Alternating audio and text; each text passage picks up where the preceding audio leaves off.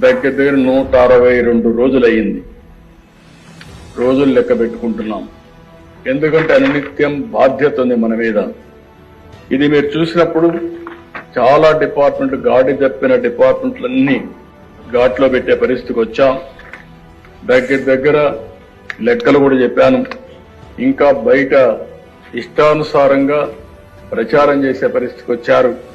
సాక్ష్యాధారాలతో సహా 10 లక్షల కోట్ల రూపాయలు అప్పులు గాని, గాడి తప్పిన వ్యవస్థలు, అస్తవ్యస్తంగా ఉన్న ప్రభుత్వ శాఖలు, పెండింగ్ బిల్లు, అనేక సవాళ్లు విసిరిన మనకుండే అనుభవంతో వీలైనంత సరి చేసుకుంటూ వచ్చాం.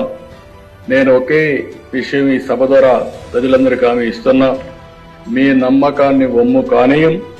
5 నెలల్లో అనేక అడుగులేశాం. ప్రజలు ఒక నమ్మకాన్ని క్రియేట్ చేశాం. సంతృప్తి, సంతోషం, భద్రత కల్పించే విధానాల కోసం నాంది పలికాం. మళ్లీ హామీ ఇస్తున్నా, ఎన్డీఏ విధానం సంక్షేమం, అభివృద్ధి, సుపరిపాలన.